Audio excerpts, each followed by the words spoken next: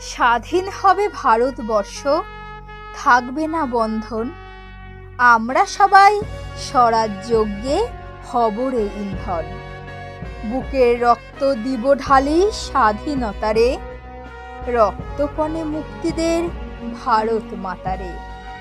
মূর্খ যারা, অজ্ঞ যারা, যেজন বঞ্চিত, তাদের তরে মুক্তি সুধা করব সঞ্চিত।